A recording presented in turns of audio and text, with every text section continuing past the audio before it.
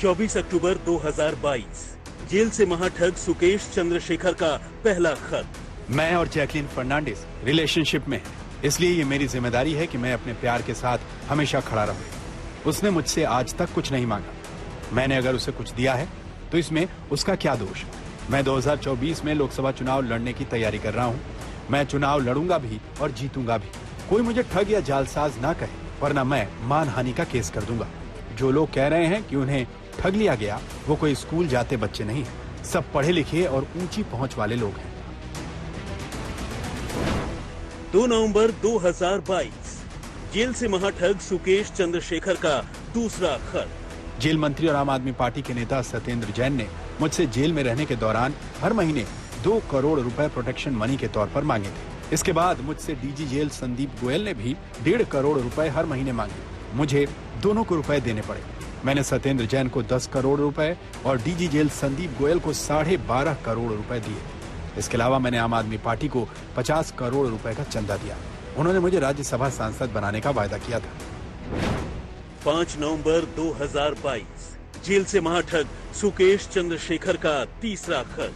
केजरीवाल जी, मैं आपसे पूछना चाहता हूं कि अगर मैं देश का सबसे बड़ा ठग हूं, तो आपने मेरे जैसे ठग को राज्यसभा सीट का ऑफर देकर 50 करोड़ रुपए क्यों लिए?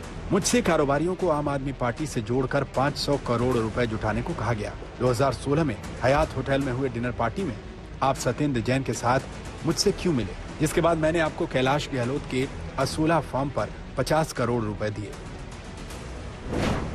7 नवंबर 2022 जेल से महाठग सुकेश चंद्रशेखर का चौथा खत।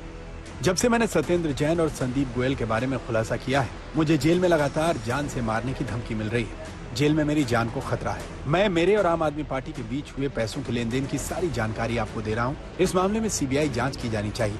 वैसे मैं केजरीवाल और उनके मंत्री सत्येंद्र जैन से डरने वाला नहीं हूँ। मैंने अब तक जो भी जानकारियाँ दी है वो सब सही है। महाठग सुकेश चंद्रशेखर फिलहाल दिल्ली की जेल में है। जेल से वो लेटर लिखता है, लेकिन जेल के बाहर जैसे ही लेटर वो आता है, उसका सियासी भूचाल मच जाता है।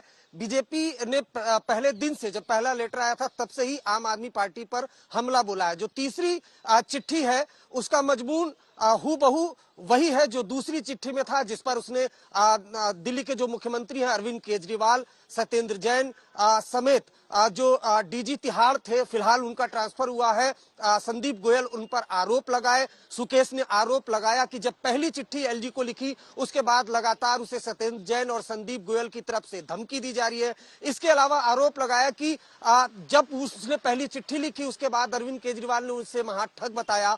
तो सवाल अरविंद केजरीवाल से भी उसने किया है कि अगर मैं महाठग हूं तो मुझसे पैसे क्यों लिए? मुझसे 2016 में ग्रैंड हयात के होटल में अरविंद केजरीवाल ने मुलाकात क्यों की? उसके अलावा कई गंभीर आरोप लगाए हैं कि सत्येंद्र जैन ने जो कैलाश गहलोत है उनके फार्म हाउस पर उनसे पैसे लिए। महाठग सुकेश चंद्रशेखर ने जेल में बैठे बैठे ही खतों की ऐसी झड़ी लगा दी है जिसने बड़े बड़ों की सांसें अटका दी हैं। पिछले 2 महीनों में उसने जेल से एक-एक कर 4 खत लिखे हैं और इन सभी के सभी खतों में एक से बढ़कर एक खुलासे या यूं कहें कि इल्जाम दर्ज हैं। और 3 खत तो इसी नवंबर महीने में सामने आए हैं और इन तीनों के तीनों खत में आम आदमी पार्टी और जेल प्रशासन के खिलाफ कई संगीन इल्जाम हैं। उसके खतों के इस सिलसिले की शुरुआत तब हुई जब उसने पिछले महीने मीडिया के नाम लिखे गए एक खत में खुद को बेकसूर बताने के साथ साथ अपनी खास दोस्त और फिल्म एक्ट्रेस जैकलीन फर्नांडिस को ठगी के तमाम इल्जामों से परे और बेकसूर बताने की कोशिश की थी। लेकिन नवंबर का महीना आते आते मानो उसने अपने सारे खतों की नोक सीधे आम आदमी पार्टी, अरविंद केजरीवाल, सत्येंद्र जैन और जेल प्रशासन की तरफ मोड़ दी और अब हर गुजरते दिन के साथ उसके खतों में मौजूद इल्जामों की धार और तेज होती जा रही है। ऐसे वक्त में जब दिल्ली में एमसीडी चुनावों की तारीख का ऐलान हो चुका है, गुजरात और हिमाचल प्रदेश जैसे राज्यों में भी चुनाव होने वाले हैं, ऐसे में सुकेश चंद्रशेखर के खतों की टाइमिंग को लेकर भी सवाल उठाए जाने लगे हैं। आम आदमी पार्टी के विरोधी जहां इसे सुकेश के साथ आम आदमी पार्टी की मिली भगत करार देने में लगे हैं, वहीं आम आदमी पार्टी इन सब के पीछे सीधे सीधे बीजेपी का हाथ होने का इल्जाम लगा रही है। कुल मिलाकर महाठग के इन खतों ने अचानक से जैसे सियासी रस्साकशी भी तेज कर दी है। वैसे सुकेश के खतों से सियासत की बू इसलिए भी आती है क्योंकि हाल ही में उसने आम आदमी पार्टी और अरविंद केजरीवाल के खिलाफ जो 3 खत लिखे हैं, वो तीनों के तीनों खत उसने दिल्ली के लेफ्टिनेंट गवर्नर यानी उपराज्यपाल के नाम लिखे हैं। और सत्ता संतुलन की थोड़ी भी खबर रखने वाला शख्स ये आसानी से बता सकता है कि दिल्ली में लेफ्टिनेंट गवर्नर असल में केंद्र सरकार के नुमाइंदे होते हैं और दिल्ली की सियासत में उनकी हैसियत क्या है। ठगी के आरोप में दिल्ली के मंडोली जेल में बंद सुकेश चंद्रशेखर ने एक और चिट्ठी दिल्ली के एलजी के नाम लिखी है। इस चिट्ठी में सुकेश चंद्रशेखर ने लिखा है कि उसने जो भी आरोप लगाए हैं उसकी जांच की जानी चाहिए। इसके पहले सुकेश चंद्रशेखर ने जो चिट्ठियां एलजी के नाम लिखी थी उसमें उसने आम आदमी पार्टी के नेताओं के खिलाफ कई आरोप लगाए थे। हालांकि आम आदमी पार्टी ने न सिर्फ इन आरोपों को सिरे से खारिज कर दिया था, बल्कि इस चिट्ठी जो सुकेश ने जेल के अंदर से लिखी थी उसकी टाइमिंग को लेकर भी सवाल खड़ा किया था कि आखिर सुकेश ने जिस वक्त इन चिट्ठियों को लिखा उसकी टाइमिंग की जांच की जानी चाहिए। यानी आम आदमी पार्टी का यह कहना है कि सुकेश ने चिट्ठियां जो लिखी उसके पीछे का मकसद कुछ और है। इन खतों के सियासी मायने और इन्हें लिखे जाने की टाइमिंग के बारे में और बातें करें।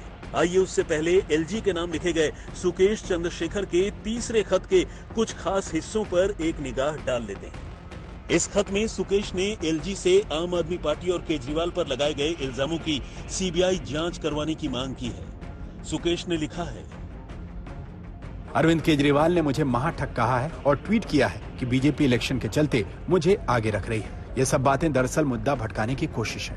जब से मैंने आम आदमी पार्टी और अरविंद केजरीवाल को लेकर खुलासे किए हैं, मुझे धमकियां दी जा रही हैं। जेल में मेरी जान को खतरा है। ऐसे में इन इल्जामों की सीबीआई जांच होनी चाहिए ताकि सच सामने आ सके। अगर मैं महाठग हूं तो 2016 में कैलाश गहलोत के असूला फार्म हाउस पर मुझसे सत्येंद्र जैन ने 50 करोड़ रुपए क्यों लिए थे? क्यों उसी शाम केजरीवाल और जैन मुझसे बीकाजी के हयात होटल में डिनर पर मिले और साउथ इंडिया से 20 से 30 लोगों को पार्टी में लाने के लिए कहा जो 500 करोड़ रुपए दे सके? क्यों 50 करोड़ रुपए देने पर इतने कम समय में उन्होंने मुझे राज्यसभा के लिए नॉमिनेट करने की बात कही? जो भी आरोप सुकेश लगा रहा है, आपको बता दूं आज तक उससे बहुत इत्तेफाक नहीं रखता क्योंकि कोई एविडेंस नहीं दिया है।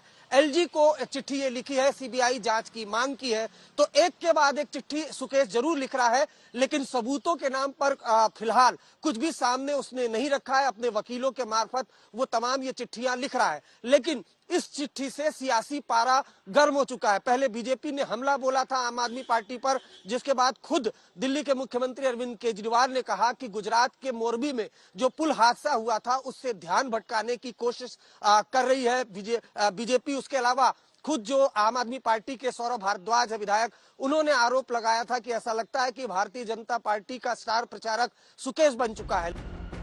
सुकेश ने अपने इस खत में अब तक कही गई बातों के हक में सारे जरूरी सबूत देने की भी बात कही है। उसने एलजी को लिखा है कि वो सबूतों के साथ एजेंसी के सामने अपनी बात रखने को तैयार है। उसने कहा है कि वो आम आदमी पार्टी और उसके नेताओं के साथ हुए एक कैश ट्रांजैक्शन के बारे में बताना चाहता है। सुकेश ने खत में आम आदमी पार्टी के कर्नाटक प्रमुख को भी केजरीवाल से इंट्रोड्यूस करवाने का दावा किया है। उसने लिखा है, पूर्व कमिश्नर भास्कर राव को मैंने कर्नाटक में अरविंद केजरीवाल से मिलवाया क्योंकि उनकी बेटी मेरी कॉलेज की दोस्त है और मेरे कहने पर ही भास्कर राव को कर्नाटक में पार्टी में शामिल किया गया। इलेक्शन सिंबल मामले में 2017 में मेरी गिरफ्तारी के बाद सत्येंद्र जैन मुझसे जेल में मिलने आए थे और ये पूछ रहे थे कि पार्टी को 50 करोड़ रुपए देने के बारे में मैंने किसी एजेंसी को तो कुछ नहीं बताया। उन्होंने मुझसे चतुर्वेदी के जरिए प्रोटेक्शन मनी के तौर पर 10 करोड़ रुपए मांगे थे। कुल मिलाकर ये कह सकते हैं कि सुकेश ने एलजी को लिखे अपने इस तीसरे खत में 4 बिंदुओं को प्रमुखता से सामने रखा है। इस खत का पॉइंट नंबर 1, मैंने केजरीवाल के आदेश पर 7 ट्रांजैक्शन में आम आदमी पार्टी के लिए सत्येंद्र जैन को 50 करोड़ रुपए दिए। ये रुपए मेरे और मेरे सेक्रेटरी गोपीनाथ के जरिए कैलाश गहलोत के फार्म हाउस पर दिए गए। पॉइंट नंबर 2, सत्येंद्र जैन के कहने पर साल 2019 में मैंने उनके एसोसिएट चतुर्वेदी को 10 करोड़ रुपए दिए। ये रुपए बेंगलोर में दिए गए। पॉइंट नंबर 3, सत्येंद्र जैन के कहने पर मैंने डीजी जेल संदीप गोयल को मॉडल टाउन के हल्दीराम और सिविल लाइंस में BP पेट्रोल पंप में साल 2019 से 2021 के बीच उनकी कार नंबर DL1 CAD 3009 में 12.5 करोड़ रुपए दिए, जिसका कंफर्मेशन सत्येंद्र जैन को दिया। पॉइंट नंबर 4, मैं इन सारी बातों की और डिटेल जानकारी देने को तैयार हूँ। सारे सबूत मैं जांच एजेंसियों को दे सकता हूँ।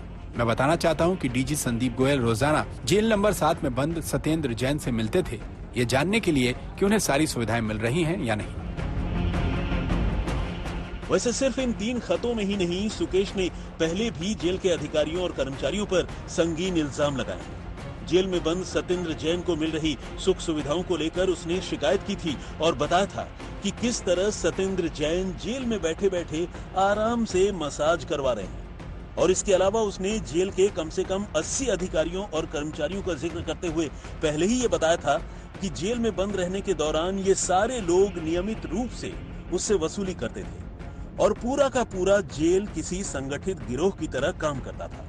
सुकेश की शिकायत पर दिल्ली पुलिस की इकोनॉमिक ऑफेंस विंग इस मामले की पहले ही जांच कर रही है। दिल्ली आज तक।